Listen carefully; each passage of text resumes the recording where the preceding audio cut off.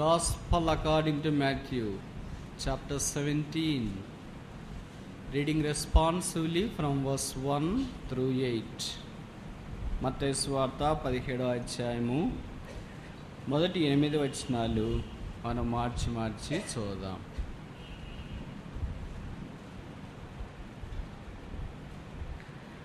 ఆరు దినములైన తర్వాత యేసు పేతురును, యాకోబును, అతని సహోదరుడైన యోహానును వెంటబెట్టుకొని ఎత్తైన ఒక కొండ మీదకి ఏకాంతముగా పోయి వారెదుట రూపాంతరం పొందెను.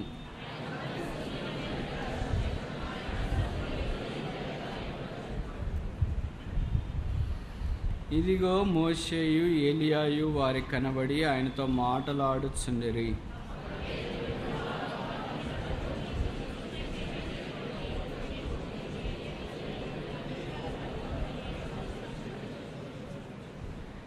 అతడు ఇంకనూ మాటలాడుచుండగా ఇదిగో ప్రకాశమానమైన ఒక మేఘము వారిని కమ్ముకొనెను. ఇదిగో ఈయన నా ప్రియకుమారుడు, ఈయన యందు నేను ఆనందించున్నాను, ఈయన మాట వినుడని ఒక శబ్దము ఆ మేఘములో నుండి పుట్టెను.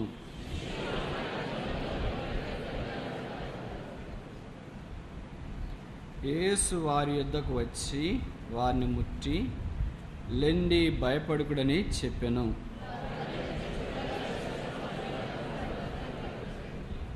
ప్రార్థన.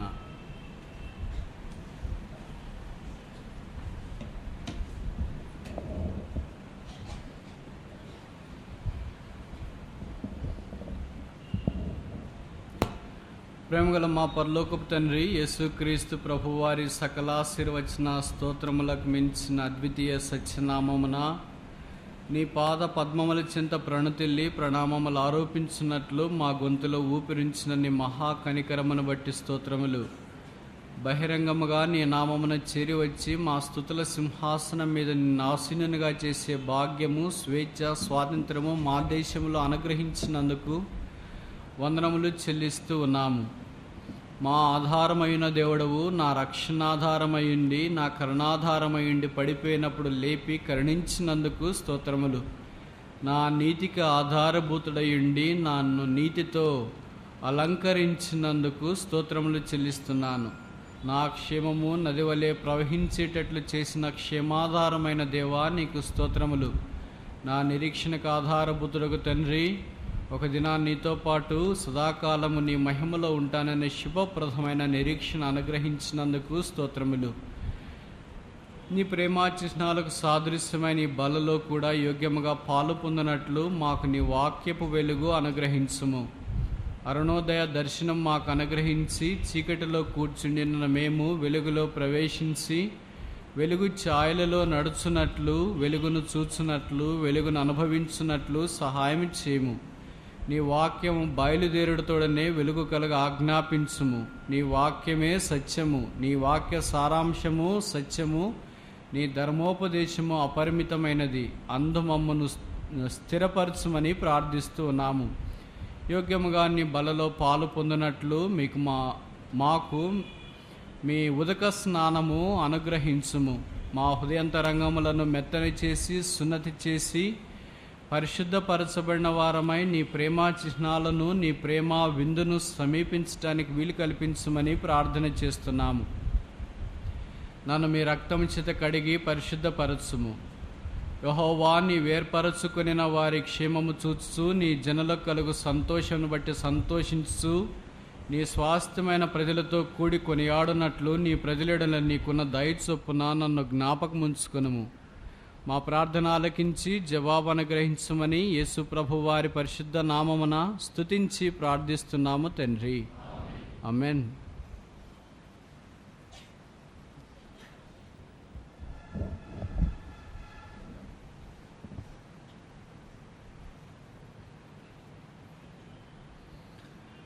రూపాంతర కొండ అనుభవం ప్రతి క్రైస్తవ జీవితానికి ఆవశ్యం.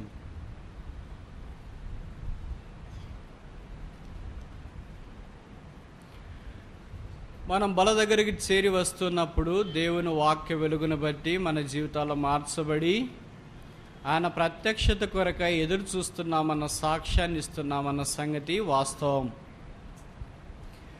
రూపాంతరపు కొండ ఓ అనుభవం కానీ ఓ అలవాటు కాదు. యేసుక్రీస్తు ప్రభుని మనం చూస్తున్న కొలది ఆయన సారూప్యములోనికి మార్చబడుతున్నామన్న సంగతి మనం ఎరుగుదము. మత్తయి సువార్త 17వ అధ్యాయంలో ఉన్న ఈ రూపాంతరపు కొండ అనుభవములో ప్రముఖముగా మనకు 5 మంది వ్యక్తులు తారసపడుతూ ఉన్నారు. పేతురు, యాకోబు, యోహాను, మోషే, ఏలియాలు. మీరు అనుమతిస్తే ఈ మధ్యాహ్నము ఆ 5 మంది వ్యక్తులు మనకు జ్ఞాపకం చేసే కొన్ని విషయాలు దేవుని వాక్యాన్ని ఆధారం చేసుకొని పరిగెరుకోవటానికి ప్రయత్నిస్తాం. మనం ఈ వాక్యాన్ని అనుకూలంగా చదువుకోవటానికి, అర్థం చేసుకోవటానికి మోషే నుండి మనం ఆరంభిస్తాం. మోషే మొదటివాడు, ఏలియా రెండవ వ్యక్తి, పేతురు మూడవ వ్యక్తి, యాకోబు నాలుగవ వ్యక్తి, యోహాను ఐదవ వ్యక్తి. ఈ 5 మంది మాత్రమే రూపాంతరపు కొండ మీద ఎందుకున్నారు? 4 ఉండొచ్చుగా, లేదా 6 మంది ఉండొచ్చుగా. 5 అనేది మనకి ఏం జ్ఞాపకం చేస్తుంది? మనకు పరిచయం అయినట్లు 5 దేవుని యొక్క కృపను ప్రబోధిస్తుందన్న సంగతి ఎరుగుదము. అయితే ఈ కృపలో దాగి ఉన్న వ్యక్తిత్వాన్ని దేవుడు పరిపూర్ణమైన సంఘముగా రూపాంతరపు కొండ మీదకి తీసుకుని వెళ్ళాడన్న సంగతి కూడా వాస్తవం. ఇంకొక మాటలో చెప్పాలంటే ఈ 5 మంది సంపూర్ణ సంఘ యుగాన్ని, సంఘ పరిచర్యను, సంఘ జీవితాన్ని ఇదిమిద్దంగా ప్రతిబింబింప చేస్తున్నారు. అలాంటి సంఘాన్ని ఇదిమిద్దంగా ప్రతిబింబింప చేసేవారు యేసు ప్రభు యొక్క అనుభవంలో లీనమవుతున్నారన్న సంగతి మనం ఎరుగుతూ ఉన్నాం. మరి వీరు ప్రతిబింబింప చేసే వాస్తవాలేంటి అనే ప్రశ్నకు జవాబే మనం చూడటానికి ప్రయత్నం చేస్తాం. మొదటి వ్యక్తి మోషే. మోషే అనగా నీళ్లలో నుండి తీయబడుట, టేకన్ అవుట్ ఆఫ్ వాటర్. ఈ నీళ్లు దేవుని లోకమునకు సాదృశ్యంగా ఉంది. దుష్టులు కదులుచున్న సముద్రమునకు పోలికని దేవుని వాక్యములో వ్రాయబడినది. అలాంటి దుస్థితిలో నుండి కరుణాసంపన్నుడైన దేవుడు మోషేను బయటికి తీసుకుని వచ్చాడు. ఆ దినాల్లో ఒక మగపిల్లవాడిని కనుట ఇశ్రాయేలీయులకు ఐగుప్తు దేశములో చాలా సవాలుతో కూడిన పని. కారణం, ఫరో యొక్క ఆజ్ఞ జారీ చేయబడింది. ఏ ఇశ్రాయేలు దంపతులైనా మగపిల్లవాడిని కన్న వెంటనే తీసుకుని వెళ్ళి వారిని చంపివేయట అక్కడ అలవాటు. మరి అప్పటికే అమ్రాము, యాకోబేదులైన మోషే దంపతులకు లేదా మోషే తల్లిదండ్రులకు అహరోను లేదా మిరియాము కొడుకు, కూతురు వారికి ఉన్నారు. ఇక మరి 3వ కాన్పుకు కూడా వెళ్ళవలసిన ఆవశ్యకత ఉందా? మన దినాల్లోనైతే we 2 hours 2 అని వాళ్ళం. ఆ దినాల్లో అలా కాదు, we 2 hours mini.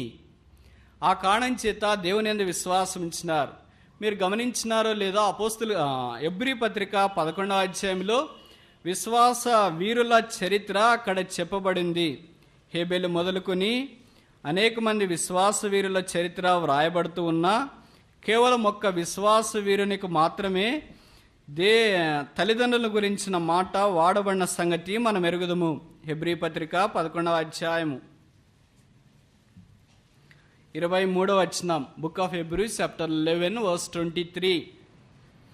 మోషే పుట్టినప్పుడు అతని తల్లిదండ్రులు. చాలు, తల్లిదండ్రులు అన్న మాట కేవలము ఈ విశ్వాస వీరుల చరిత్రలో ఒకేసారి వాడబడింది.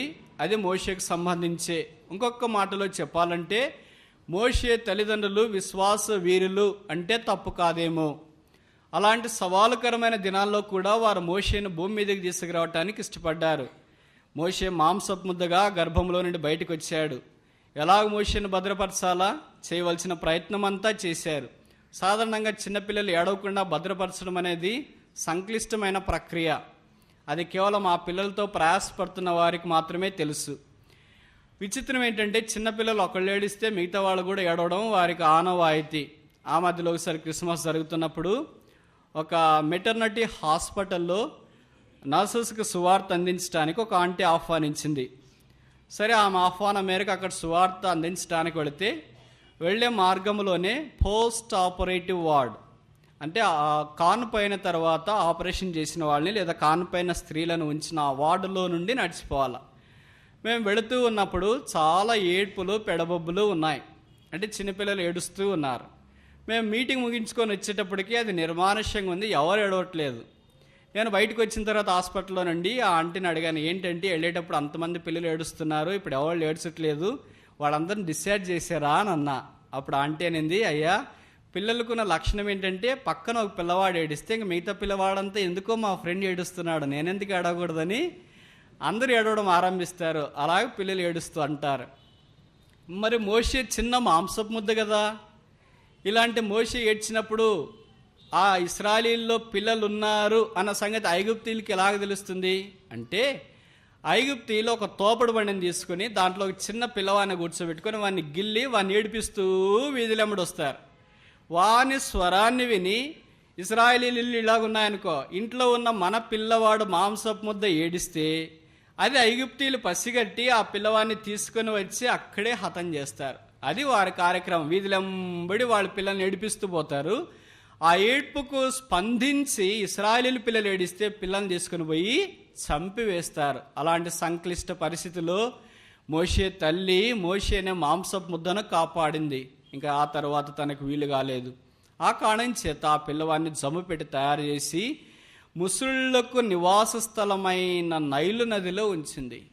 ఇప్పటికీ నైలు నది ముసళ్లకు పెట్టింది పేరు. ప్రతి ముసలి అక్కడ ఖచ్చితంగా ఉండి తీరుతుంది. అక్కడ పిల్లవాడిని మాంసపు ముద్దను వదిలితే ముసళ్ళు ఎంత చక్కగా ఆ మాంసపు ముద్దైన మోసేను భుజించాల. కానీ కరుణా సంపన్నుడైన దేవుడు ఫరో కుమార్తెను అక్కడికి సమయానికి తీసుకుని వచ్చి ఆమె, ఇక్కడ రాయబడింది, మోషే ఏడ్చుచుండుట చూచి. ఎవరు అక్కడ పిల్లవాడు ఏడుస్తున్నాడు? చూడండి, నిర్గమాకాండము బుక్ ఆఫ్ ఎక్సడస్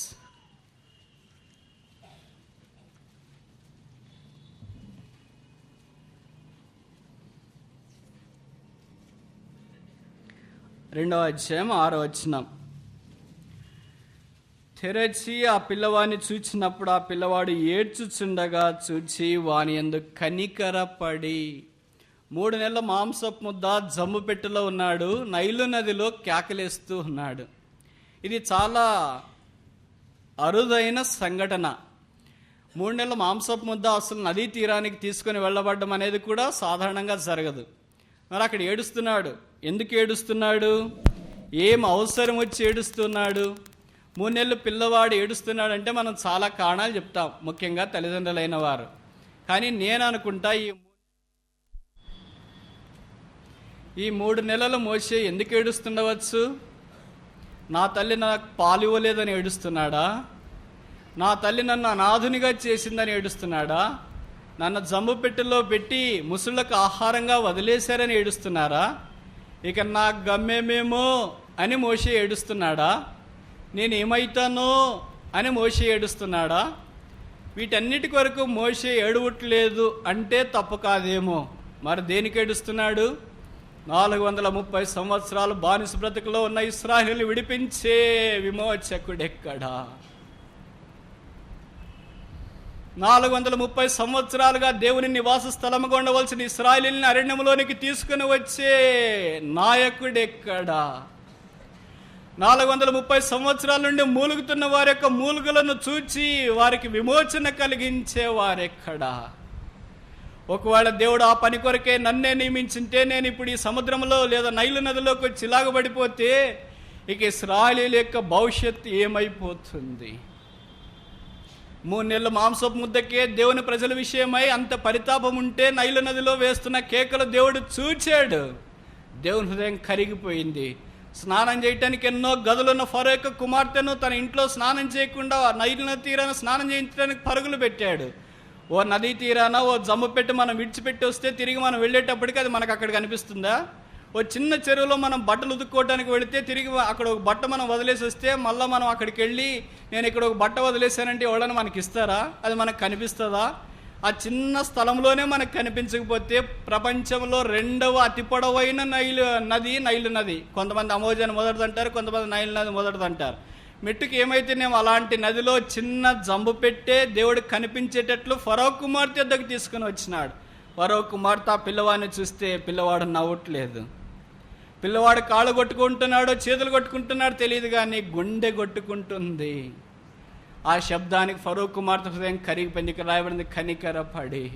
ఎందుకు ఏడుస్తున్నాడో ఈ పిల్లవాడు, ఎక్కడి నుండి వచ్చాడో ఈ పిల్లవాడు, చూడటానికి ఎలాగున్నాడంటే బైబిల్లో రాశారు, మోషే సౌందర్యవంతుడై ఉండుట చూచి వాణిని తీసుకునింది. ఆ దినాన మోషే నైల్ నదిలో ఏడ్చిన ఏడ్పే ఇశ్రాయేలీయుల యొక్క విమోచన కొరకు ఆరంభం ఎట్టంటే తప్ప. ఇప్పుడు ప్రశ్న ఏంటంటే, మొగ్గిపోతున్న 430 సంవత్సరాలు ఇశ్రాయేలులో బానిసలుగా ఉంటుండగా ఇలాంటి ఈ దినాల్లో కూడా మన మందిరాల్లో, ఇరుగు పొరుగు మన కుటుంబాల్లో, ఆయా స్థలాల్లో, మన చుట్టూ పాపం యొక్క బానిసలో, ఫరో యొక్క సంఖ్యలలో, ఐగుప్తు యొక్క బంధకాల్లో ఉంటున్న వారి విషయమై ఎప్పుడైనా నీకు కనికరం కలిగిందా? 3 నెలలు మాంసపు ముద్దే అలాంటి పరిచర్య కొరకే ఏడుస్తుంటే కాటి కాళ్ళు తప్పుకున్న మన సంగతి ఏంటి? 3 నెలల మాంసపు ముద్దకే గుండె బద్దలైపోతే కాకులు తిరిగిన మన సంగతి ఏంటి? అందుకే మోషే దేవుని యొక్క రూపాంతరపు కొండ మీద కనిపిస్తున్నాడు. The ministry of Moses speaks of the ministry of salvation. మోషే పరిచర్య రక్షణ పరిచర్యను జ్ఞాపకం చేస్తుంది. అందుకే మోషే అదే భారముతో ఉన్నాడు. ఐగుప్తులోనికి తీసుకుని రాబడ్డాడు. అంతఃపురంలో 40 సంవత్సరాలు పెంచి పోషించబడ్డాడు. ఐగుప్తు విద్యలన్నింటిలో నిష్ఠాగరిష్ఠుడయ్యాడు. అరణ్యంలోనికి వెళ్ళాడు. 40 సంవత్సరాలు దేవుని ద్వారా తర్బీదు పొందినాడు. నిర్గమకాండం 3వ అధ్యాయంలో దేవుడు మోషే దగ్గరికి వచ్చినాడు. హోరేబు కొండలో మండుచున్న పొదలో ప్రత్యక్షమయ్యాడు. మోషే మోషే. మోషేకి ఆశ్చర్యం ఇచ్చింది, నన్నేంటి పేరుతో పిలిచేదేంటి? నా అంత చదివిన వాళ్ళు ఎవరు లేరు. మా మామ నన్ను పేరుతో పిలవడు, మరి ఇంక నన్ను ఎవరు పేరుతో పిలుస్తారు? నా భార్య నన్ను పేరుతో పిలవదు, నా సహపాఠి గొర్రెలు కాపలు నన్ను పేరుతో పిలవరు. నా పేరు తెలిసిన వ్యక్తి ఎవరై ఉంటారు? ఒక్కసారి కాదు 2 సార్లు నన్ను పిలుస్తున్నారే, ఆ వ్యక్తి ఎవరు? దేవుడు మోషేకి తను ప్రత్యక్షపరచుకోవడం ఆరంభించినాడన్న సంగతి మనం అక్కడ చూస్తున్నాం. అది మోషే జీవితాన్ని సంపూర్ణంగా సమూలంగా మార్చివేసింది. ఇప్పుడు దేవుడు మోషేతో అన్నాడు, ఇశ్రాయేలీయుల యొక్క మూలుగు నేను విని ఉన్నాను, వారిని విడిపించడం కొరకై దిగి వచ్చి ఉన్నాను. I have came down. మోషే దేవుడు దిగిరాక మునిపే మోషే కూడా అంతఃపురంలో నుండి దిగి వచ్చాడు. మనుషుడు దిగి వస్తే దేవుడు దిగి వస్తాడు. నువ్వు అంతఃపురంలో నుండి దిగి రాకపోతే పరలోకంలో నుండి దేవుడు నీ పరిచర్యను బలపరచుట కొరకే దిగి రావాలని కోరుకోవడం న్యాయమా? మనం అనేక సార్లు ఎక్కిపోవాలని అనుకుంటాం, దిగి రావాలని ఇష్టపడము. సాతాడికి దేవుడికున్న తేడా ఏమో మీకు తెలుసా? మీలో చాలామందికి తెలుసు అనుకుంటా. సాతాన్ యొక్క లక్షణం ఏంటంటే యెషయా గ్రంథం 14:13 చెప్పబడింది, ఐ విల్ గో అప్, నేను ఎక్కిపోయేదను. దేవుని యొక్క లక్షణం ఏంటో తెలుసా? ఐ విల్ గో డౌన్, నేను దిగిపోయేదను. This is the fundamental difference between the spirit of the devil and the spirit of God. దేవుని యొక్క ఆత్మకు సాతాను యొక్క ఆత్మకున్న ప్రాథమికమైన తేడా. నేను ఎక్కిపోయేదను అనేదంతా లూసిఫర్ యొక్క ఆత్మ, నేను దిగిపోయేదను. అది పరలోకమైనా సరే, ఐగుప్తు అంతఃపురమైనా సరే, సముద్ర తీరమైనా సరే, దోనైనా సరే, మేడ మీద పేతురు వలె ప్రార్థన చేస్తున్న స్థలమైనా సరే. అందుకే దేవుడు పేతురు దగ్గరికి మనుషులను పంపించాడు, పేతురు నీవి దిగి వెళ్ళుము. మనుషుడు దిగి వచ్చిన తర్వాత దేవుడు పేతురుతో పోలేదా? పేతురు వెళ్ళి కొర్నేలు ఇంట్లో నిలబడితే కొర్నేలు ఇంట్లో వాడంత రక్షణార్థమైన జ్ఞానంలోనికి రాలేదా? మోషే ఐగుప్తులో నుండి దిగి వచ్చిన తర్వాత దేవుని యొక్క ఆజ్ఞను అనుసరించి ఫరో దగ్గరికి వెళ్ళి నిలబడినప్పుడు లెట్ మై పీపుల్ గో, నా ప్రజలను పోనిమ్ము. ఆ కేక ఫరో స్పందించి దేవుని యొక్క మాటకు విధేయత చూపించి కొంత కఠినమైనా సరే దేవుని ప్రజలను పంపించడానికి పూనుకున్నాడు. 3 ఏళ్ల మాంసపు ముద్ద అంచెలంచెలుగా ఎదిగి దాదాపు 80 సంవత్సరాల ప్రాయంలో ఫరో ఎదుట నిలువబడి తన చేతికర్ర పట్టుకొని నా ప్రజలను పోనిమ్మని వేసిన కేక ఈ దినాల్లో మనం వేస్తే ఎంత బాగుండు. వారి విషయమైన మనకేమైనా భారం ఉందా? ప్రభు యొక్క బలం మనకు జ్ఞాపకం చేసేది అదే, మీరు ఈ రొట్టెని తిని ఈ పాత్రలోని త్రాగినప్పుడెల్లా నా మరణమును ప్రచురించుదురు. Shew forth my death until I come. నేను వచ్చే వరకు మరణాన్ని ప్రచురించాలా? మోషేకి బహుశా బలలో పాలు పొందే అనుభవం వారికి లేదు. ఈ ప్రేమ చిహ్నాలు వారికి తెలియదు. ఈ శిలువ అంటే వారికి అనుభవం లేదు. యేసుప్రభు యొక్క రక్తం అంటే వారు వాస్తవికమైన అనుభవ దృక్పథంలోనికి రాలేదు. ప్రవచనాత్మకమైన విషయాల్లో వారు ఆరితేరిపోయారు. అయితే అనుభవము వారికి ఇది లేకపోయింది. కొత్త నిబంధనలో ఉన్న మనము, పాపాత్మమైన మనము, చెడిపోయిన మనము ఆ శిలువ దగ్గరికి రాగలిగినాం, శిలువ శక్తిని చూడగలుగుతున్నాం, శిలువ రక్తం యొక్క శక్తిని మనం అనుభవించగలుగుతున్నాం. ఎంత ధనిలం! రూపాంతరపు కొండ మీదకి ఇప్పుడు మోషేతో పాటు మనం కూడా చేరి రావాలంటే మనం గుర్తించాల్సిన సంగతి ఏంటంటే, are we ministering for the salvation of the people? ప్రజల రక్షణార్థం కొరకు మోషే వలె మనం పరిచర్య చేస్తూ ఉన్నామా? The ministry of salvation. మోషే రక్షణ పరిచర్యను మనకు జ్ఞాపకం చేస్తున్నాడు. మోషే ఇశ్రాయేల్ ప్రజలను బయటికి తీసుకొని వచ్చిన తర్వాత వారిని అరణ్యం గుండా నడిపించినాడు. ఇప్పుడు సంగతి ఏంటంటే, మోషే ఇశ్రాయేలు విడుదల కొరకు ఐగుప్తులో నుండి దిగి వచ్చినాడు. దేవుడి మన రక్షణ కొరకై పరలోకము నుండి దిగి వచ్చినాడు. మోషే ఇశ్రాయేలు రక్షణ కొరకై ఫరో యొక్క కుమారుడు అని అనిపించుకోవటానికి ఇష్టపడకుండా వచ్చినాడు. మనము యేసుక్రీస్తు ప్రభు అయితే దేవునితో సమానుడుగా ఉండాలనే ఆశను వదులుకొని అది అవసరం లేదని అక్కడి నుండి దిగి వచ్చినాడు. మోషే అయితే హోరేబు కొండకెళ్ళి మండుచున్న పొదను చూచాడు. యేసు ప్రభు అయితే కల్వరి కొండకెళ్ళి ఆయనే మండుచున్న పొదగా మార్చబడ్డాడు. మోషే అయితే రాజు దగ్గరికి వెళ్ళి నా ప్రజలను పోనిమ్మన్నాడు. యేసు ప్రభు అయితే సిలువలో నిలబడి, తండ్రి వీరేమి చేయించున్నారో వీరెరగని కనుక వీరిని క్షమించుము అని కేకలేశాడు. మోషే అయితే గొర్రెపిల్లను వధించి దాని యొక్క రక్తాన్ని ద్వారబంధరాలకు పూసుకునండి అని సెలవిచ్చినాడు. యేసుక్రీస్తు ప్రభు అయితే తన యొక్క రక్తాన్ని మన హృదయాల్లో పూసుకోవాలని ఆజ్ఞాపించాడు. మోసే పరిచర్య ద్వారా 6 లక్షల కాల్బలము ఐగుప్తులో నుండి బయటకు వచ్చింది. యేసు ప్రభు యొక్క సిలువ పరిచర్య ద్వారా కోట్ల కొలది ప్రపంచమందంతటా ప్రజలు బయటికి వస్తూ ఉన్నారు. మోషేని బట్టి కేవలం 6 లక్షల కాల్బలమే అరణ్యములో ప్రయాణం చేసి 2 మాత్రమే కనాను చేరారు. యేసుక్రీస్తు ప్రభు యొక్క రక్షణార్థమైన సిలువ కార్యాన్ని బట్టి కోట్ల కొలది ప్రజలు అరణ్యములో ప్రవేశించి పరలోక రాజ్యములో ప్రవేశిస్తున్నారు. ఇదిగో మోషే కంటే గొప్పవాడు ఇక్కడ ఉన్నాడు. ఆయన రూపాంతరపు కొండ మీద ఉన్నాడు. ఆయన ఇక్కడ ఉన్నాడు. ఆయన దగ్గరికి చేరి వచ్చిన మనము ఆయన యొక్క దృశ్యాన్ని చూసి ఆయనతో పాటు పాలు పొందాలంటే ఆయన యొక్క ఎత్తులోనికి మనం మోషే వలె ఎదిగి రావాల్సిన వారమైనాం. ఇప్పుడు సంగతి ఏంటంటే, మోషే వలె రక్షణార్థమైన పరిచర్యలో మనం పాలు తీసుకుంటున్నామా? చేరి వచ్చిన నీవు ఇంకా రక్షించబడకపోతే, పాప క్షమాపణ పొందకపోతే, బహుశా క్రమంగా ఈ మందిరానికి వస్తుండొచ్చు, వాక్యం వింటుండవచ్చు, సండే క్లాస్ పరిచర్య చేసేవారి పిల్లలు అయి ఉండవచ్చు, ఎల్డర్స్ పిల్లలు అయి ఉండవచ్చు, డీకెన్స్ పిల్లలు అయి ఉండవచ్చు, వాక్యోపదేశకుల పిల్లలు అయి ఉండవచ్చు. రక్షణకు ఎందుకు దూరంగా వెళతావు? నీ కొరకై దేవుడు దిగి వచ్చాడు. దాటిపోవద్దు. దిగి వచ్చిన దేవుడు తన యొక్క ప్రేమ స్వరూపాలకు చిహ్నంగా ఇక్కడ ప్రత్యక్షమగుచున్నాడు. ఈ దిగి వచ్చిన దేవుణ్ణి దాటి వెళ్ళిపోతావా? ఈ మధ్యాహ్నం బల్ల ఎదుట యేసు ప్రభువా, నా కొరకై నీవు దిగి వచ్చినందుకు స్తోత్రాలు. బైబిల్లో రాయబడింది, నశించిన దానిని వెదికి రక్షించుటకు మనిషి కుమారుడు ఈ లోకమునకు వచ్చెను. తెలుగు బైబిల్ ఉంది. మూల భాషలు ఈ లోకమునకు దిగి వచ్చెను. ఆయన పేరే దిగి వచ్చే దేవుడు. నీ యొద్దకు వచ్చాడు, నీ ఇంటికి వచ్చాడు, నీ హృదయంలోనికి రావాలని కోరుతున్నాడు. ఆ రక్షకుని అంగీకరించవా? Moses speaks of the minister of salvation. మోషే రక్షణార్థమైన పరిచర్యను జ్ఞాపకం చేస్తున్నాడు. ఇప్పుడు రెండో వ్యక్తి ఎవరు? ఏలియా. ఏలియా సంగతి ఏంటి? ఏలియా జ్ఞాపకం చేసే విషయం ఏంటి? రాజుల మొదటి గ్రంథం 17వ అధ్యాయం.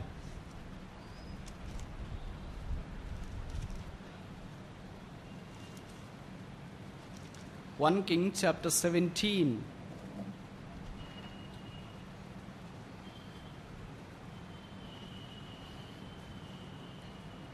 మొదటి వచనం. అంతటా గిలాదు కాపురస్తుల సంబంధియును తిష్పీడునైన ఏలియా అహాబు నొద్దకు వచ్చి, ఎవని సన్నిధిని నేను నిలబడి ఉన్నాను? ఇశ్రాయేలు దేవుడైన యెహోవా జీవముతోడు నా మాట ప్రకారము గాక ఈ సంవత్సరములలో మంచైనను వర్షమైనను పడదని ప్రకటించెను. ఏలియా మనకు దేనికి జ్ఞాపకం చేస్తున్నాడంటే, మినిస్టర్ ఆఫ్ సెపరేషన్, ప్రత్యేకమైన పరిచర్యను లేదా ప్రత్యేకంగా జీవించే పరిచర్యను ఏలియా జ్ఞాపకం చేస్తున్నాడు. ఆయన తల్లిదండ్రులు ఎవరో తెలియదు, ఎలాంటి స్థితిలో నుండి వచ్చినాడో తెలియదు, ఎలాగ తర్బీదు పొందినాడో తెలియదు. ఉన్న పాటను మనకు మెల్కీజెదెకు ప్రత్యక్షమైనట్లు ఈయన ప్రత్యక్షం అవుతూ ఉన్నాడు. ఈ ఆహాబు దగ్గరికి వచ్చేటప్పటికే కరువు సంభవించి దాదాపు లేదా వర్షం పడకుండా దాదాపు 6 మాసములు అయింది. ఇప్పుడు ఆహాబు దగ్గరికి వచ్చి చెప్తున్నాడు, నేను ఎవరిని వాడనో, నేను ఎవరిని సేవించుతున్నాను. మనం ప్రత్యేకమైన క్రైస్తవ జీవితం కలిగి ఉండాలంటే 2 విషయాలు మనం గుర్తుపెట్టుకోవాలి. ఈ రెండింటిలో మనం ఏది అనుభవంలో ఉన్నామన్న సంగతి తెలుసుకోవాలి. మొదటిది ఏంటంటే, ప్రతి విశ్వాసి 2 రకాలైన సాక్ష్యం కలిగి ఉంటాడు. మొదటిది ఏంటి? నెగిటివ్ టెస్టిమనీ, అనగా నేను చెయ్యను, చూడను, ముట్టను, తాకను, తినను, వెళ్ళను, కూర్చోను, పండుకోను, all negative. I cannot do, don't అనేది. చూడండి, అలాంటి సాక్ష్యం వాళ్ళు ఏం చెప్పారు? రాజుల మొదటి గ్రంథం 19వ అధ్యాయము 18వ వచనం. రాజుల మొదటి గ్రంథము 19వ అధ్యాయము 18వ వచనం. అయినను ఇశ్రాయేలు వారిలో బయలునకు మోకాళ్ళునకియు నోటితో వారిని ముద్దు పెట్టుకొనకయు నుండి 7,000 మంది నాకు ఇంకనూ మిగిలి ఉందరు. ఇక్కడ కొంతమంది బిలీవర్స్ ఉన్నారు, వీళ్ళు 7,000 మంది. వీళ్ళు ఏంటంటే నెగిటివ్ టెస్టిమనీ బిలీవర్స్. బయలుకు మోకాళ్ళునని వాళ్ళు, ముద్దు పెట్టుకొనని వాళ్ళు, అనగా బయలుదేవతని ఆరాధించని వాళ్ళు, బయలు కర్పించిన దాన్ని తినని వాళ్ళు. ఇలాంటి వాళ్ళు బహుశా చాలామంది మనం కూడా ఉంటాం. మేము ఇలాంటి కార్యాలు ఏం చేయమండి, చెయ్యరు, మంచిదే. ఏం చేస్తున్నారు మరి? ఏం చేస్తున్నాం మనకే తెలియదు. ఏదో ఒకటి చేయకపోతే ఇంకోటి చేయాలిగా. ఈ కార్యక్రమం మనం చేయట్లేదు, మరి ఏదో ఒకటి చేయాలిగా. ఈ చెయ్యని గుంపులో 7,000 మంది ఉన్నారు, మెజారిటీ ఉన్నారు. మరి ఏం చేస్తున్నారు? పాజిటివ్ టెస్టిమనీ చేసే గుంపులో ఒకే ఒక వ్యక్తి ఉన్నాడు, పేరు ఏలియా. ఆయన ఏం చేస్తున్నాడు? రాజుల మొదటి గ్రంథం 17వ అధ్యాయం 1వ వచనం. ఎవని సన్నిధిలో నేను నిలబడి ఉన్నానో. 18వ అధ్యాయం 15వ వచనం. 18:15. ఏలియా, ఎవని సన్నిధిని నేను నిలువబడి ఉన్నానో. This is the positive testimony that the table demands from you and me when we have to take part in the lord's table worthily. యోగ్యముగా బలలో పాలు పొందాలంటే దేవుడు మన యొద్ద నుండి కోరే సాక్ష్యం నెగిటివ్ టెస్టిమనీ కాదు. నేనేమి విగ్రహాలు పూజించట్లేదు ప్రభా, సినిమా చూడట్లేదు నాయన, బ్రాంజ్ తాగట్లేదు, సిగరెట్లు తాగట్లేదు, వాళ్ళు వారు బూతు మాటలు తిట్టట్లేదు, ఇది కాదు దేవుడు కావాల్సింది. అది మంచిదే, మానేసినావు, అది మొదటి మెట్టు. మరి అది మానేసి ఏం చేస్తున్నావు? ఏలియా చెప్తున్నాడు, నేను ఎవరి సన్నిధిని నిలబడి ఉన్నాను. Are we standing in the presence of the God of the హోస్? సైన్యములకు అధిపతి దేవుని యొక్క సన్నిధిలో మనం నిలబడి ఉన్నామా, లేదా ఆహాబు సన్నిధిలో నిలబడి ఉన్నామా? ఇద్దరు సన్నిధిలో నిలబడడం సాధ్యమే విశ్వాసికి. బైబిల్లో ఒక వ్యక్తి ఉన్నాడు, ఆయన పేరు ఓబద్యా. ఆయన ఆహాబు సన్నిధిలో నిలబడి ఉన్నాడు. చూడండి, 18వ అధ్యాయం, రాజుల మొదటి గ్రంథం 18వ అధ్యాయం 3వ వచనం. ఆహాబు తన గృహ నిర్వాహకుడగు ఓబద్యాను పిలిపించును. ఈ ఓబద్యా యెహోవా యందు భయభక్తులు గలవాడైంది. యెహోవా యందు భయభక్తులు కలిగి ఉన్నాడు, కానీ ఆహాబు దగ్గర ఉన్నాడు. నిజంగా ఆహాబుకి ఏలియాకు పడదు. ఏ దైవజనునికి, ఏ అన్ని రాజుకు పడదో వారి దగ్గర పనిచేస్తున్నాడు ఓబద్యా. ఆయన గురించి పరిశుద్ధాత్మ దేవుడు రాశాడు, యెహోవా యందు భయభక్తులు కలిగిన వాడు. మరి ఆయనకి ఏలియాకి ఏం తేడా? ఈయన ఆహాబు సన్నిధిలో ఉన్నాడు, ఏలియా అయితే ఎవని సన్నిధిలో నేనున్నానో ఆ జీవము గల దేవుడు, ఆ దేవుని సన్నిధిలో ఆయన ఉన్నాడు. ఇప్పుడు దేవుని సన్నిధిలో ఉంటే ఏం చేస్తాడు? ఆహాబు సన్నిధిలో ఉంటే ఏం చేస్తాడు? ఆహాబు సన్నిధిలో ఉంటే మనం ఏం పని చేస్తాం? చూడండి, కింద రాశాడు 18:5. 1 Kings chapter 18 verse 5. ఆహాబు ఆ దేశంలోని ఉదకదారులన్నింటినీ, నదులన్నింటినీ చూడబోయి పశువులన్నింటినీ పోగొట్టుకొనకుండా గుర్రములను, కంచెరగాడిదలను ప్రాణంతో కాపాడుటకై మనకు గడ్డి దొరుకునేమో తెలుసుకొనమని ఓబద్యాకు ఆజ్ఞ ఇచ్చాను. ఆహాబు దగ్గర పనిచేసే వాళ్ళు ఏం చేస్తున్నారు? గడ్డి వెతుకుతున్నారు. వాళ్ళ మనుషుల గురించి పట్టింపు లేదు. దేని గురించి పట్టింపు ఉందంట? గుర్రాలు, కంచెరగాడిదలు. దీని కొరకు ఆహాబు సన్నిధిలోకి వెళ్ళాడా? కొంతమంది బిలీవర్స్ అదే, మనుషుల గురించి వాళ్ళకి పట్టింపు ఉండదు, వాళ్ళకి గుర్రాల గురించి, కంచెరగాడిదల గురించి చాలా పట్టింపు. అయితే ఏలియా వీటిని గురించి పట్టించుకున్నాడా? దేవుని ప్రజలైన వారిని గురించి పట్టించుకున్నాడు. అయ్యో, ఆ దినాల్లో దేవుని ప్రజలు ఎలాగున్నారంటే చాలామంది బయలు వైపు పరుగులు తీస్తున్నారు. కారణం ఏంటి? అక్కడ దొరసనమ్మ ఆమె ఎవరు? యెజెబెలు. ఆమె నిలబడింది కనుక మీరంతా బయలు వైపు వచ్చేసేయండి, మనం ఆమెను ప్రసన్నం చేసుకోవాలంటే ఏం చేయాలా? ఖచ్చితంగా బయలేమని దేవుడు అని చెప్పాలని ఇశ్రాయేలీలంతా బయలే దేవుడు బయలే దేవుడు బయలే దేవుడు అని పోయారు. అలాంటి సమయంలో ఓబద్య లాంటి వాడు కూడా ఆహాబు దగ్గరికి వెళ్ళి న్యూట్రల్గా ఉందాం brother, let me not be either positive or negative, let me take a neutral ground అని అలాగే న్యూట్రల్ గ్రౌండ్లో నిలబడుకొని ఉన్నాడు. అలాంటి వాళ్ళు ఎంతమంది ఉంటే దేవునికి ఏం ఉపయోగం? కంచెర గాడిదలకు గాడిద గొర్రెలకు గడ్డి ఎదగటానికి వెళతారు, కానీ ఏలి అయితే మనుషుల్ని ఎదగటానికి వెళ్ళాడు. ఇశ్రాయేలీయులు బయలుదేవతల వైపు వెళ్ళిపోయారే. జీవం కలిగిన దేవుడు వారిని మోషే యొక్క పరిచర్య ద్వారా ఐగుప్తులో నుండి బయటికి తీసుకుని వచ్చాడే. ఇప్పుడు వారిని దేవుని వైపు ఎవరు మళ్ళించగలరు? వారిని దేవుని వైపు మళ్ళించాలంటే 3.5 సంవత్సరాల కరువు తీరాలా. 3.5 సంవత్సరాల కరువు తీరేదాకా ఏలియా పోషించబడాలి, బతకాలా. ఏలియాని చంపాలని చూస్తున్నారు ఆహాబు యెజెబెలు. కనుక దేవుని ప్రజలైన వారు ప్రత్యేకమైన జీవితంలోనికి రావాలని ఎవరైనా కోరి ప్రయత్నం చేస్తూ ఉంటే వారు చనిపోటి కొరకైన కరువు అనుమతించబడుతుందేమో. ఇప్పుడు దేవుడు ఏలియాను కాపాడి ఏలియా ద్వారా పరిచర్య జరిగించడం కొరకై 3.5 సంవత్సరాల్లో 3 ఆయుధాలను తన కొరకై వాడుకున్నాడు. మొదటిదేంటి? 17వ అధ్యాయం, రాజుల మొదటి గ్రంథం 17వ అధ్యాయం 4వ వచనం. ఆ వాగు నీరు త్రాగుదువు, అచ్చటికి నీకు ఆహారం తెచ్చునట్లు నేను కాకోలములకు ఆజ్ఞాపించుతునని అతనికి తెలియచేయగా, I have commanded the ravens to feed thee. కాకులను నేను నీకు ఆజ్ఞాపించిన. కాకులేంటి? మానవునికి భోజనం తీసుకురావడం ఏంటి? కాకులు అనేవి చాలా దురాశ కలిగిన పక్షులు. They are the most greedy birds. కాకి, కుక్క మనకు చాలా ఇష్టమైన పెంపుడు వస్తువులు లేదా జంతువులు అంటే తప్పు కాదేమో. అదేంటండి కాకిని ఎవరు పెంచుతారని మనం అనుకుంటూ ఉంటాం. మనకు తెలియకుండానే మన దగ్గర కాకి పెరుగుతూ ఉంటుంది.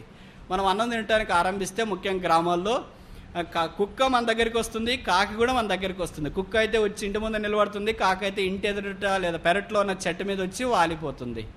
అప్పుడు సాధారణంగా మనం ఏం చేస్తాం? కుక్కకు అన్నం వేస్తాము, కాకి అయితే మనం తిన్న తర్వాత ఒక ప్లేట్ తీసుకొని వచ్చి ఒక దగ్గర ఉంచేసి వెళ్ళిపోతాం. సాధారణంగా కాకి తినేది కుక్క కంటే తక్కువే, కానీ కుక్క కంటే ఎక్కువ ఆశ ఉంటుంది.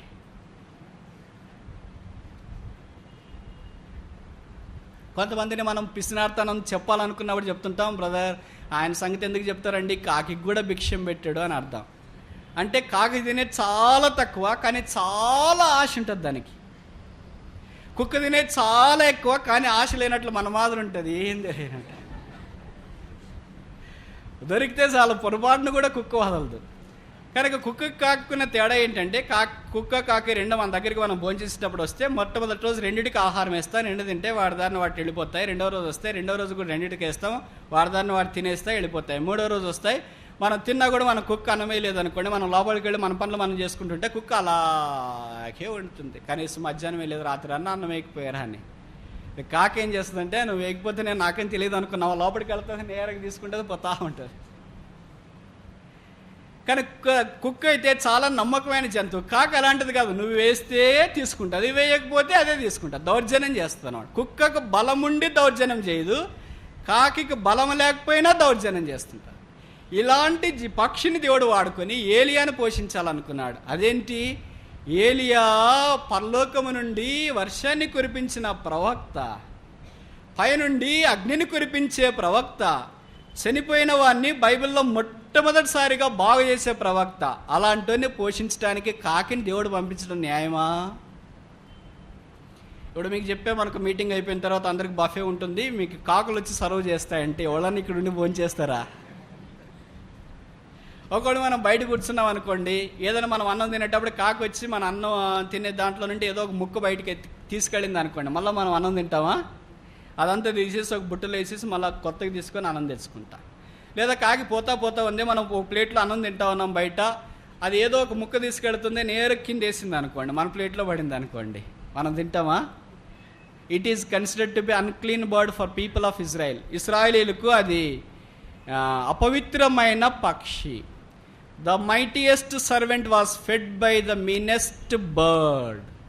This is the principle of God.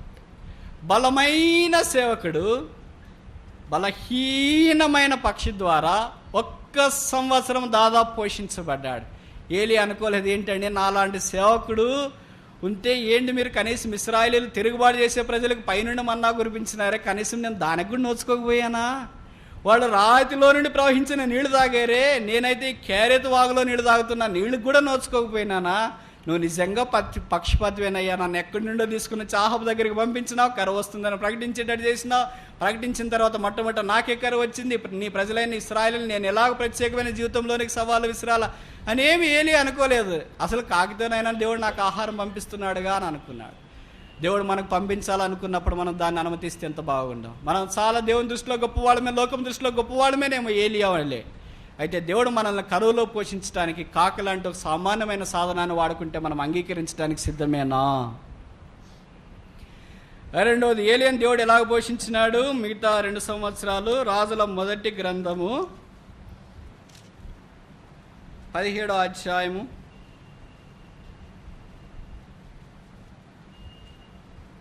9వ వచనం, 17:9. నిన్ను పోషించుటకు అచ్చటనున్న యొక్క విధవరాలకి నేను సెలవిచ్చి తిని. ఎవరి విధవరాలు? విశ్వాసి కాదు, మందిరికి వచ్చి ఆమె కాదు. ఈమె సీదోను పట్టణానికి చెందిన సారెపతి గ్రామం. సీదోను పట్టణం ఎవరిది? మన యెజబెల్ గారి పుట్టిన దేశం అది. యెజబెల్ గారి పుట్టిన దేశంలో నుండే ఏ యెజబెల్ అయితే ఏలి యొక్క ప్రాణాన్ని తీయటానికి పరుగులు తీస్తుందో, అదే యెజబెల్ దేశంలో దేవుడు తన ప్రవక్తను 2 సంవత్సరాలు ఒక విధురాలకు ఆజ్ఞాపించి పోషించాడంటే ఎంత అమోఘమైన కార్యం. అందుకే దావీదు 23వ కీర్తన 5లో అంటాడు అనుకుంటా, నా శత్రువుల ఎదుట నీవు నాకు భోజనము సిద్ధపరచుచున్నావు. నిజంగా చూస్తే ఏలియా యెజబెల్ శత్రువులు, కానీ దేవుడు ఏలియాని ఎక్కడి నుండి పోషించినాడు? యెజబెల్ యొక్క ఊర్లో నుండే లేదా ఆ దేశంలో నుండే పోషించినాడు. మొదటి సంవత్సరం అంతా కాకి ద్వారా పోషించినాడు. కాకి మాంసం రొట్టె ఎక్కడి నుండి తీసుకుని వచ్చింది? ఆహాబు యొక్క బల్ల మీద నుండి తీసుకుని వచ్చింది. ఆహాబు యొక్క బల్ల మీదలోనికి ఎవ్వరు వెళ్ళటానికి ధైర్యం లేదు, ఒక్క కాకి తప్ప. ఆహాబు యొక్క బల్ల మీద వెళ్ళి మాంసం రొట్టెని తీసుకురావడానికి ఎవ్వరికి స్వేచ్ఛ లేదు, ఒక్క కాకి తప్ప.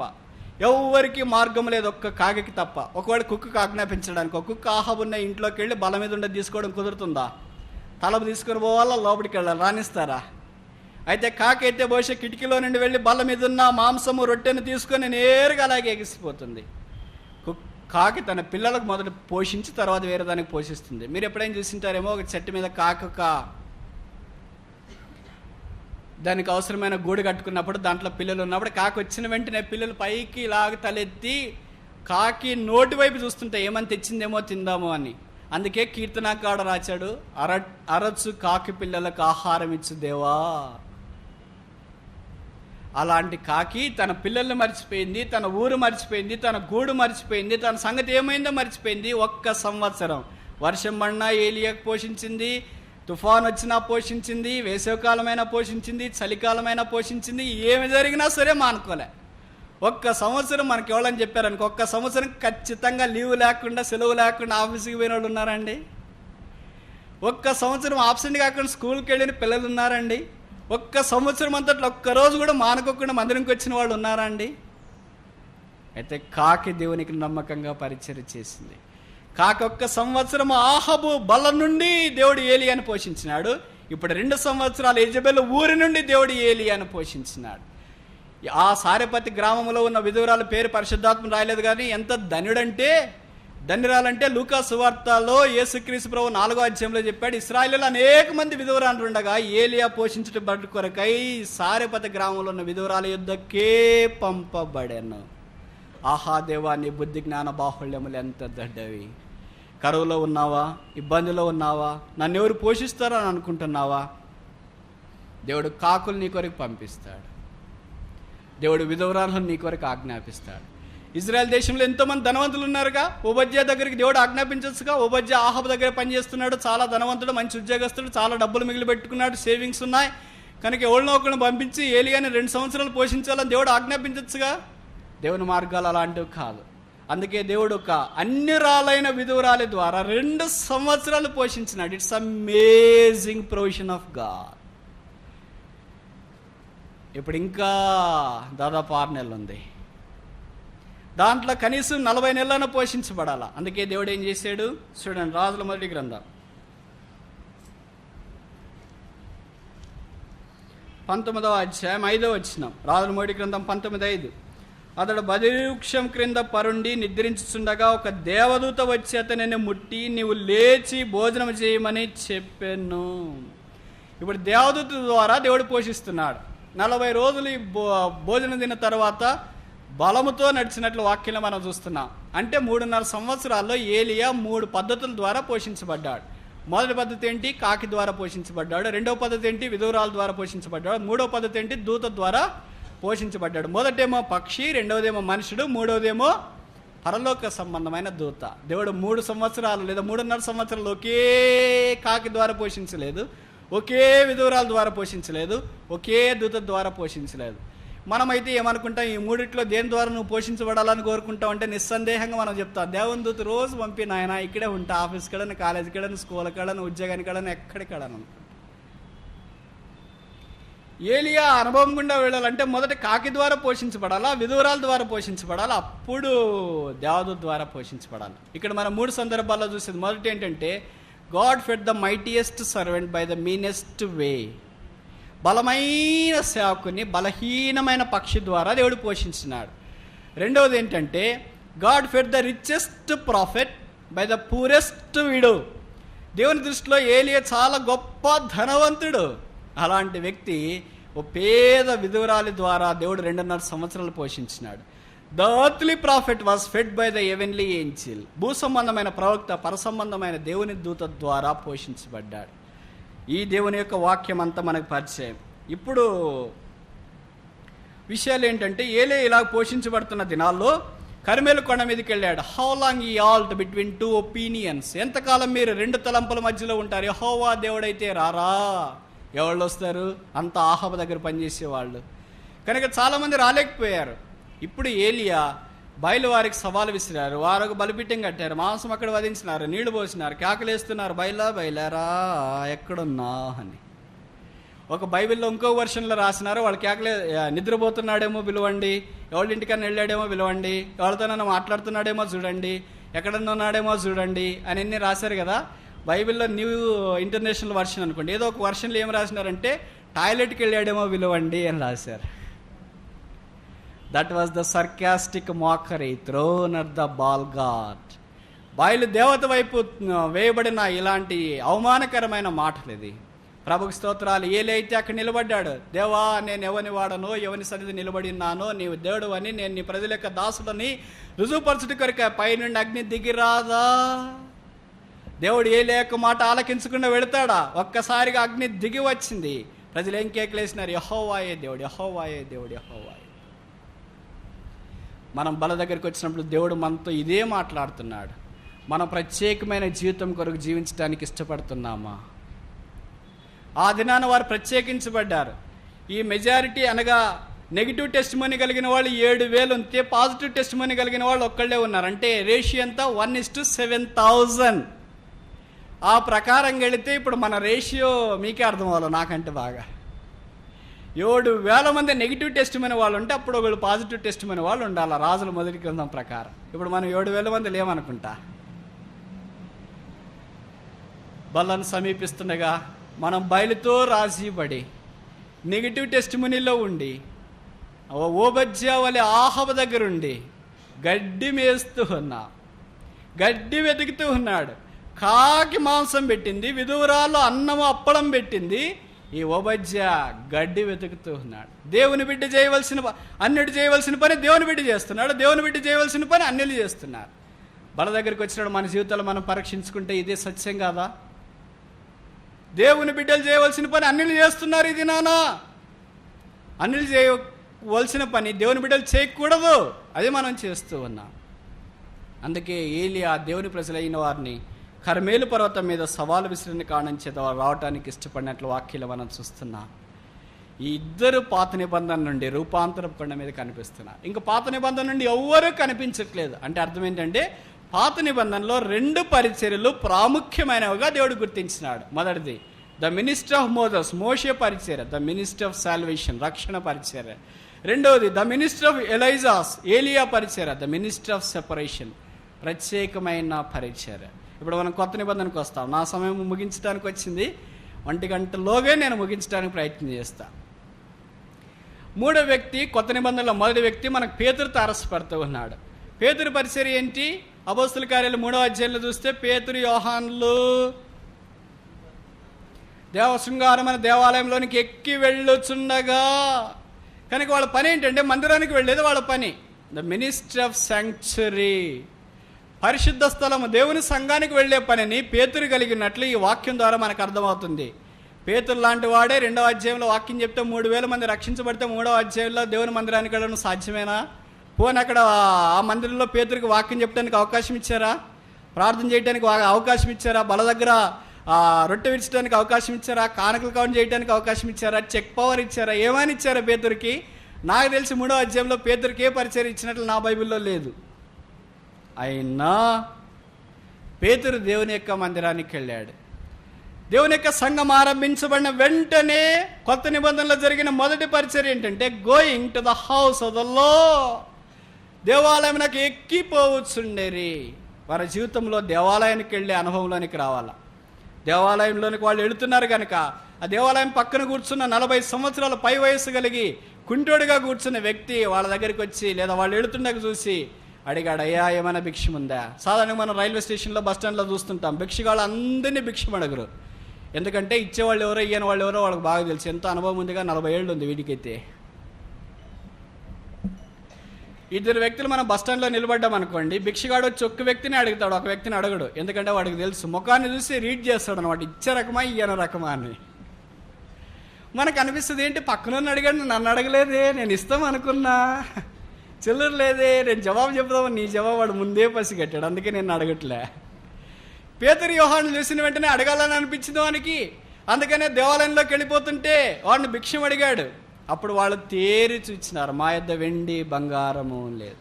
భిక్షగాళ్ళకు కొంతమంది చాలా క్లాసిక్గా అడుగుతుంటారు, గంభీరంగా అడుగుతుంటారు. నేను ఒకసారి రైల్లో ప్రయాణం చేస్తుంటే ఒక భిక్షమెత్తి అమ్మాయి వచ్చింది, sir excuse me, may have 5 rupees. ఇంత క్లాసిక్గా ఇంత ఇంగ్లీష్ బాగా మాట్లాడి 5 రూపాయలు భిక్షం అడిగే వాళ్ళకి భిక్షం కావాలని నాకు అనిపించింది. అప్పుడు నేను అన్నాను, అమ్మాయి ఇంత చక్కగా ఇంగ్లీష్ మాట్లాడుతున్నావు కదా తల్లి, ఎంత వసూలు చేసే భిక్షం ఎంత ఎతికావో ఒక్కసారి చూపించవా అన్నా. సరే సార్, సీ యూ బాయ్ అని వెళ్ళిపోయింది. ప్రభుకి స్తోత్రాలు. వీరు దేవుని మందిరావడంలోనికి వెళ్ళిన కారణం చేత వీరితో పాటు నజరేయుడైన యేసునామములో లేయి నడువు. లేచాడు, నడిచాడు, గంతులేస్తున్నాడు, దిగ్గన శృంగారం దేవాలయంలోనికి ప్రవేశించినాడు. వాళ్ళ దగ్గరికి మనం వస్తూ ఉన్నాం, మందిరం దగ్గరికి చాలాసార్లు మనం వస్తున్నాం. బహుశా మనకు తెలియకుండా ఎంతోమంది ఇలాంటి వాళ్ళు కనిపిస్తుంటారు. వాళ్ళ కాళ్ళు కుంటివి, బహుశా వాళ్ళు పరిచయం చేయడానికి ఇష్టపడరు. వెళ్ళండి నేను వెళ్ళానన్నా అంటారు. వయసు మళ్ళీ గురించి నేను మాట్లాడట్లేదు, బాగా నిండా వయసు వాళ్ళని గురించి నేను మాట్లాడుతున్నా. అన్నీ బాగున్నాయి, నీ పని చేసుకోవడానికి బాగుంది, సైకిల్ దొక్కడానికి బాగుంది, బండి దొక్కడానికి బాగుంది, బస్సు మీద వెళ్ళడానికి బాగుంది, అన్నీ బాగున్నాయి. ఎక్కడికైనా వెళ్ళమని చెప్తే, ఏదైనా పని చేయమని చెప్తే నేను వెళ్ళానండి అంటారు. అలాంటి వాళ్ళు అంతే, వాళ్ళు ఈ కుంటివాన్ లాంటి వాళ్ళు కూర్చొని ఉంటారు. అలాంటి వారంతా మందిరంలోనికి వచ్చి దేవుని యొక్క శరీరం అనే శృంగారం అనే దేవాలయంలో పనిచేసే పరిచారకులుగా ఉండాలని పేతురు తాపత్రయపడుతున్నాడు. అందుకే పేతురు కొండ మీద కనిపిస్తున్నాడు. 4వ వ్యక్తి ఎవరు? యాకోబు.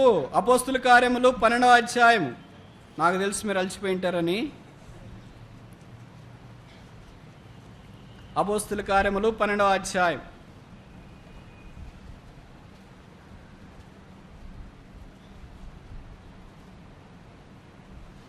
2వ వచనం.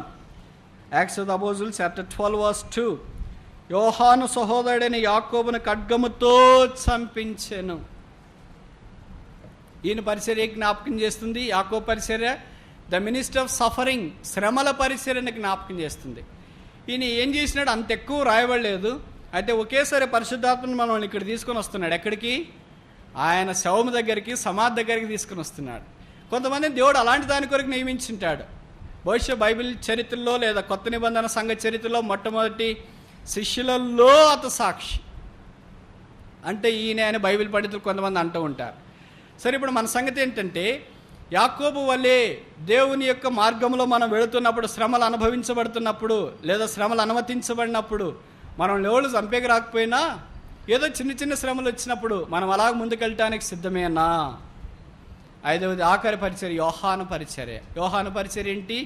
మినిస్టర్ ఆఫ్ సాక్రిఫైస్, త్యాగముతో కూడిన పరిచర్య. ఈ 5 రకాలైన పరిచర్యలు ఈ దినాల్లో ఆ సంఘములో ఉన్నాయి. ఆ కారణం చేత ఆది కాండం మొదలుకొని ప్రకటన గ్రంథం దాకా ఈ 5 మందిని మాత్రమే దేవుడు రూపాంతర కొండ మీద తీసుకుని వెళ్ళాడు. పాత నిబంధనలో 2 పరిచర్యలు, కొత్త నిబంధనలో 3 పరిచర్యలు. ఇప్పుడు సంఘయుగంలో ఉన్న మనము ఈ 5 పరిచర్యలు సమ్మిళితం చేయబడాల. మోషే పరిచర్య కలిగి ఉంటే బల దగ్గరికి యోగ్యంగా రావచ్చు, ఏలియా పరిచర్య ఉంటే యోగ్యంగా రావచ్చు, పేతురు వలె మందిరానికి రెగ్యులర్గా వెళుతుంటే యోగ్యంగా రావచ్చు, యాకోబు వలె శ్రమలు సంతోషంగా అంగీకరిస్తే బల దగ్గరికి యోగ్యంగా రావచ్చు. యోహాను వలె దేవుని కొరకు సమర్పించుకోవటానికి ఇష్టపడితే బలలో మనం పాలు పొందటానికి దేవుడు ఆహ్వానిస్తున్నాడు. అయితే అనేకసార్లు మనం పడిపోయినట్టు మనకు అర్థమవుతుంది. మోషే పరిచర్లో పడ్డాం, ఏలియా పరిచర్లో పడిపోయాం, పేతురు పరిచర్లో పడిపోయాం, యాకోబు పరిచర్లో పడిపోయాం, యోహాను పరిచర్లో పడిపోయాం. ఎలా మనం కొండ మీదకి రాగలము? ఎలాగ రూపాంతరాన్ని చూడగలము? రూపాంతర కొండనే చూడకపోతే ఆయన ప్రత్యక్షమైనప్పుడు ఆయనను ముఖాముఖిగా చూద్దాము కనుక ఆయనను పోలి ఉందామనే అనుభవంలోనికి మనం ఎలాగొస్తాం? యోహాను త్యాగం చాలా శిరస్మరణీయమైనది. ఒక్క విషయం చెప్పి నేను ముగించడానికి ప్రయత్నం చేస్తా. అది ఇంగ్లాండ్ దేశం. అక్కడ 19వ శతాబ్దంలో ఒక యవనస్తుడు రక్షించబడ్డాడు. తన పేరు జాన్ హార్పర్. వయసు 16 సంవత్సరాలు. 16 సంవత్సరాల ప్రాయంలో ప్రభువును అంగీకరించి ఇంగ్లాండ్ దేశాన్ని అంతటి సువార్త చేత ఉర్రూతులోగించాడు. ఆయన ఉర్రూతుల యొక్క కదలిక ఇంగ్లాండ్ దేశం యొక్క సంచలనాలు అమెరికా దేశానికి ప్రాకాయి. అందుకే అమెరికా వాసులు జాన్ హార్పర్ 16 సంవత్సరాల కుర్రోని యొక్క సువార్త వినాలని ఆహ్వానించినారు. ఆ దినాల్లో విమానాలు లేవు, అందుకే సముద్ర ప్రయాణం చేయాలి, ఓడలో ప్రయాణం చేయాలి. అదే దినాల్లోనే భూమి మీద పైనున్న పరలోకం తేలి వచ్చి సముద్రంలో తేలి ఆడుతుందా అన్న అందమైన ఓడ నిర్మించబడింది. రంగురంగుల ఓడ పసిఫిక్ అట్లాంటిక్ మహాసముద్రానికి సవాలు విసురుతూ సముద్రాన్ని చీల్చి ఎదురీదగలదు అని సవాలు విసురుతున్న ఓడ నిర్మించబడింది. రంగురంగుల తేలియాడే పరలోకం ఆ ఓడ అన్నారు. పేరు టైటానిక్. మొట్టమొదటిసారి ఇంగ్లాండ్ నుండి అమెరికాకి అది ప్రయాణం అవుతుంది కనుక చాలా ధనవంతులైన వారు దాంట్లో టికెట్లు కొనడానికి పోటీ పడ్డారు. టికెట్లన్నీ అయిపోయాయి. జాన్ హార్పర్ వెళ్ళి టికెట్ కౌంటర్లో టికెట్ తీసేటప్పటికి టికెట్లు లేవు.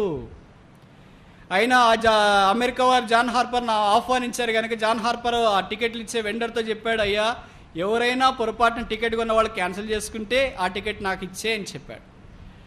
సరే ఆ టికెట్ కౌంటర్ సరే అని చెప్పాడు. అది ఏప్రిల్ 11వ తారీఖు 1911 సంవత్సరము బయలుదేరబోతుంది. ఆ సమయంలో బయలుదేరబోతుంది అనేటప్పుడే టైటానిక్ ఓడ నిర్మించిన వ్యక్తి యొక్క ఆ ఓడను చూసి ప్రజలంతా ఓడ వెళ్ళిపోతుంది కదా అమెరికా దేశానికి, అట్లాంటిక్ మహాసముద్రం గుండానే అందరూ భయ చెప్పడానికి అక్కడికి వచ్చినారు. ఓడ నిర్మించిన నిర్మాణం దగ్గరికి విలేకరులు వచ్చి అన్నారు, అయ్యా చాలా ఓడలు సముద్రంలో మునిగిపోయాయి కదా, నువ్వు నిర్మించిన టైటానిక్ ఓడ ఎంత భద్రము అన్నారు. అప్పుడు ఆ నిర్మాణకుడు చెప్పాడు, even God cannot Singh this Titanic, even God cannot Singh this Titanic, దేవుడు కూడా ఈ టైటానిక్ ఓడను ముంచలేడు, అంత భద్రంగా ఉంది దీంట్లో అన్నాడు. సరే అందరూ ఓడలోనికి ఎక్కారు. జాన్ హార్పర్ ఓడలోనికి ఎక్కారు. సౌత్ ఆంప్టన్ ఇంగ్లాండ్ దేశం నుండి అమెరికా వైపు పరుగులు తీస్తుంది. 2 రోజులు ప్రయాణమైంది. ఆదివారం వచ్చింది. మన జాన్ హార్పర్ 16 ఏళ్ల కుర్రోడు ఓడలో ఉన్న క్యాంటీన్ దగ్గర ఒక సర్క్యులర్ అతికించినాడు, నోటీస్ అతికించినాడు. ఏంటంటే ఈరోజు ఆదివారం కనుక ఆదివారం ఆరాధన జరుగుతుంది, పైన టెర్రస్ మీద మీరందరూ ఆరాధనలో పాలు పొందండి. ఓడలో ఎక్కిన వాళ్ళంతా సంబరాలు జరుపుకోవటానికి ఎక్కారు కానీ ఆరాధనలో పాలు పొందడానికి ఎక్కారా? అంత ఇంత భక్తి ఉంటుంది కదా, సముద్రం మీద ఉన్నారని. భూమి మీద ఉంటే భక్తి తక్కువ అనుకో. కనుక కొంతమంది ఆరాధనకి వెళ్ళారు. జాన్ హార్పరే 16 ఏళ్ళ కుర్రోడి ఆరాధన నడిపించాడు. సువార్త చెప్తే కొంతమంది మాత్రమే అంగీకరించినారు. ఆ తర్వాత వాళ్ళ దారిని వాడు వెళ్ళిపోయారు. అది వెన్నెల కురిసిన రాత్రి. సముద్ర హోయాగాల్లో చీల్చుకొని వెళుతున్న టైటానిక్ ఓడ. ప్రజలు అదమరిసి నిద్రిస్తున్నారు. అలలు పైకి ఉప్పెన వలె లేచి ఎగుసిపడుతున్నాయి. అమెరికా దేశవాసులు, ఇంగ్లాండ్ దేశవాసులు టైటానిక్ అట్లాంటిక్ మహాసముద్రంలో ప్రయాణం చేస్తుంది, మన దేశానికి మీ దేశానికి వారధి ఏర్పాటు చేస్తుందని సంబరపడుతున్న ఆ రాత్రి, అది ఆఖరి రాత్రి, కాళరాత్రి. 2,000 మందికి పైబడి ప్రయాణికులు ఆ ఓడలో ఉన్నారు. ఒక్కసారిగా కిందన్న మంచు కొండలు వచ్చి ఆ ఓడ కింది భాగాన్ని ఒక్కసారిగా ఢీకొట్టాయి. అంతే, ఓడ ముక్క చెక్కలయ్యింది. అర్థనాదాలు, కేకలు, అయ్యో సేవస్ సేవస్ సేవస్, మమ్మల్ని రక్షించండి రక్షించండి రక్షించండి. ఎవరు రక్షిస్తారో? 2,000 పై చిలుకున్న ప్రజలను ఎముకల కొరికే రాత్రి, కళ్ళు చూస్తే కళ్ళు తిరిగేంత అట్లాంటిక్ మహాసముద్రపు ఘోష, అంగలార్పును వినే నాథుడెక్కడా? ప్రతి వారు దొరికిన లైఫ్ జాకెట్ వేసుకున్నారు, అలాగ లైఫ్ బోట్ పక్కనుంటే లైఫ్ బోట్లోకి దిగారు, కూర్చుంటున్నారు, లైఫ్ బోట్ అలా కదిలిపోతున్నాయి. కొంతమంది కేకలేస్తున్నారు. జాన్ హార్పర్ లేచాడు. జాన్ హార్పర్ ఏం చేశాడో తెలుసునా? నా లైఫ్ బోట్ ఎక్కడా, నా లైఫ్ జాకెట్ ఎక్కడా అని కేకలేయట్లేదు, సేవ్ మీ అని కేకలేయట్లేదు. ఆయన వ్యక్తుల దగ్గరికి వెళ్ళి ఏమడుగుతున్నాడంటే, అరి బోనగై, తిరిగి జన్మించావా? యేసుని నమ్ముకున్నావా? తిరిగి జన్మించావా? యేసుని నమ్ముకున్నావా? ఏంటయ్యా నీ యేసు తిరిగి జన్మించడము? ఇప్పుడు మాకు కావాల్సింది మా ప్రాణాలు కావాలా? ఈ సముద్రంలో నుండి మేము బయటపడాలా? ఇప్పుడు మాకు యేసు ప్రభు అవసరం లేదు. జాన్ హార్పర్ చెప్తున్నాడు, ఇప్పుడే అనుకూలమైన సమయం, ఇదే రక్షణ దినం, యేసునందు విశ్వాసం ఉంచు. ఆయన మాటలు ఎవరు పట్టించుకోలేదు. లైఫ్ జాకెట్లు వేసుకుంటున్నారు, లైఫ్ బోట్లో దిగుతున్నారు, అక్కడి నుండి వెళ్ళిపోతున్నారు. జాన్ హార్పర్ ఓడంతా కలయి తిరిగాడు. 2,000 మందికి చెప్పవలసిన మాటలు వీలైనంతగా చెప్పేశాడు. చాలామంది వెళ్ళిపోయారు. అప్పుడు జాన్ హార్పర్ కూడా లైఫ్ జాకెట్ వేసుకున్నాడు, అలాగ లైఫ్ బోట్లోకి దిగినాడు. ఆ లైఫ్ బోట్, ఆ టైటానిక్ ఓడ బద్దలైన ఓడ ముక్కల్లో నుండి బయలుదేరి వెళ్ళిపోతుండగా, ఆ బద్దలైన ఓడ ముక్కల్లో నుండి పైకి ఒక యవనస్తుడు వచ్చాడు, అరుస్తున్నాడు, హెల్ప్ మీ, సహాయం చేయండి. ఎవరు సహాయం చేయటానికి రావట్లేదు. అప్పుడు లైఫ్ బోట్లో నుండి జాన్ హార్పర్ టైటానిక్ బద్దడైన ఓడ ముక్కలోనికి దూకాడు. యవనస్తుని దగ్గరికి వెళ్ళాడు, అడిగాడు, అరి బోనగైన్ తిరిగి జన్మించినావా? లేదు. నాకు ఇప్పుడు అది కాదు కావాల్సింది, నా ప్రాణం కాపాడబడాలా, నాకు లైఫ్ జాకెట్ కావాలా, లైఫ్ బోట్ కావాలి, ఇంకా లేవు. అప్పుడు ఏం జరిగిందో తెలుసా? జాన్ హార్పర్ తన లైఫ్ జాకెట్ తీసి ఆ యవనస్తునికి ఇచ్చి, నేను ఇచ్చిన సువార్తను యేసు నువ్వు నమ్మలేదు, ఇక అంతకంటే నేను రెండవ బహుమానం నీకేమి ఇవ్వగలనంటే నా లైఫ్ జాకెట్ నీకు ఇవ్వగలను. లైఫ్ జాకెట్ వేసుకున్నాడు యవనస్తుడు. లైఫ్ బోట్లో స్థలం లేదు నువ్వు కూర్చుంటే. కానీ జాన్ హార్పర్ ఏం చేశాడు? నేను లైఫ్ బోట్లో కూర్చోను, నా స్థలంలో నువ్వు కూర్చో. యవనస్తుని కూర్చోబెట్టాడు. అది ఆఖరి బోటు వెళ్ళిపోతుంది ఇంగ్లాండ్ దేశం వైపు. ఏప్రిల్ 14వ తారీఖు జాన్ హార్పర్ ఏకాకిగా బద్దలైన టైటానిక్ ఓడలో అట్లాంటిక్ మహాసముద్రములో మంచు కొండల మధ్యలో నిలబడ్డాడు. దైవమా, ఇది ఏమి శ్రమ! ఎక్కడ ఇంగ్లాండ్, ఎక్కడ అమెరికా? అమెరికా దేశంలో సువార్త ప్రకటించడానికి వెళ్ళవలసిన ఉరుకులెత్తే కుర్రవాడు ఇక్కడ ఆగిపోయాడే. నా లైఫ్ బోట్లో ప్రయాణం చేస్తున్న ప్రజలకు ఇంకొకసారి సువార్త చెప్తామని టైటానిక్ బద్దలైపోయిన ఓడ ముక్కలో నుండి ఒక్కసారిగా చల్లని అట్లాంటిక్ మహాసముద్రంలోకి దూకాడు. ఈదుతూ ఉన్నాడు, అలాగే కేకలేస్తున్నాడు, యేసు ప్రభువుని నమ్మండి, పాపాలు క్షమించబడతాయి, జీవితం మార్చబడుతుంది. ఎంత పిచ్చి! ప్రాణాలు పోతున్నాయ్యా. నీకు లైఫ్ జాకెట్ లేదు, లైఫ్ బోట్లో స్థలం లేదు, నిన్నెవడు తీసుకెళ్తారే? ఇంకా నువ్వు కేకలేస్తున్నావు, యేసును విడవవా? మంచు, ఎముకల కొరికే మంచుగడ్డలు ఆ సముద్రాన్ని ముంచివేసిన కారణం చేత తన చేతుల కాళ్ళు ఇక ఈత కొట్టడానికి ఉపయోగపడకపోయినాయి. క్రమేణా మునిగిపోతూ ఉన్నాడు. అయినా తన నోట్లో నుండి దేవా నన్ను రక్షించనే కేక రాలేదు. ఒకే ఒక కేక, యేసు ప్రభు యందు విశ్వాసం ఉంచు, పాపక్షమాపణ పొందు, మారు మనసు పొందు, రక్షించు. లైవ్ బోట్లో ఉన్న ప్రజలు చూస్తుండగానే జాన్ హార్పర్ ఇక లేడు. ఏ దేశస్థుడు, ఎక్కడ చనిపోయాడు? చివరికి తన పాత పెట్టడానికి 6 అడుగుల గొయ్యి కూడా నోచుకోలేకపోయాడు 16 ఏళ్ల కుర్రవాడు. తన శవం ఏ చేపలు తినేసాయో తెలియదు, ఏ తిమింగళాలు మింగేసాయో తెలియదు. తనకు సమాధి లేదు, ఇల్లు లేదు, భార్య లేదు, పిల్లలు లేదు. తన జీవితం అట్లాంటిక్ మహాసముద్రం. దైవమా, ఇది ఏమి త్యాగం! The ministry of sacrifice. కథ ఇంతటితో ఆగిపోలేదు.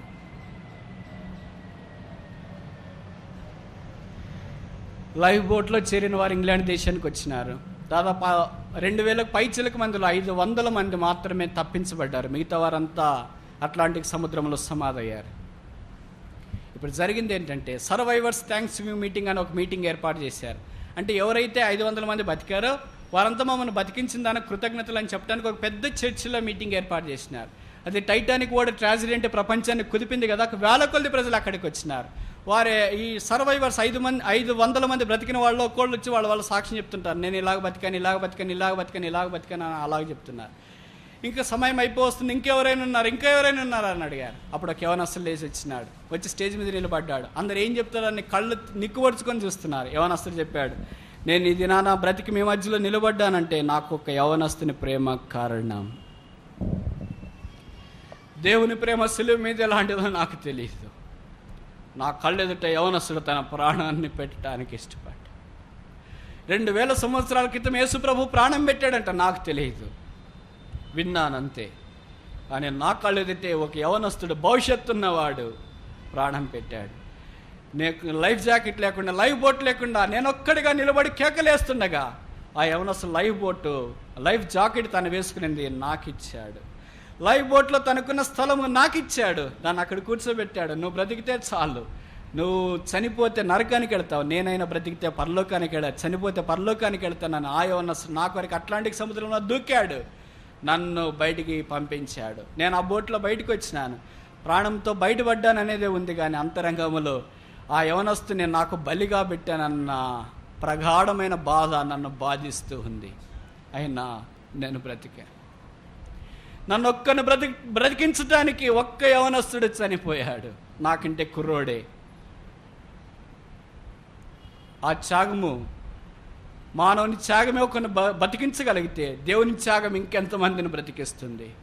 మానవుని ప్రేమే ఒకరిని కాపాడగలిగితే దేవుని ప్రేమ ఇంకెంతమందిని కాపాడగలుగుతుంది. మానవుడే సముద్రములో చనిపోతే దేవుని యొక్క ప్రేమ ఇంకెంత బలమైనది. ఈ ప్రేమకి ఎవరైనా స్పందిస్తారా?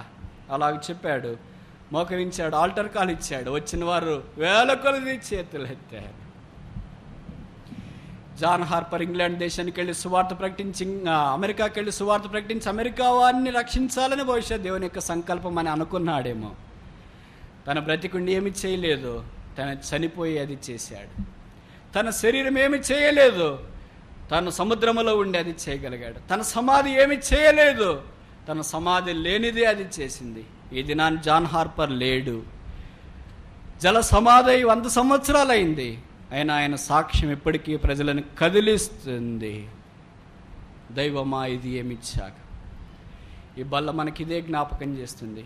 యేసుప్రభువే రక్షణ పరిచర్య, యేసుప్రభువే ప్రత్యేక పరిచర్య, యేసుప్రభువే మందిర పరిచర్య, యేసుక్రీస్తు ప్రభువే శ్రమల పరిచర్య, యేసుక్రీస్తు ప్రభువే త్యాగ పరిచర్య.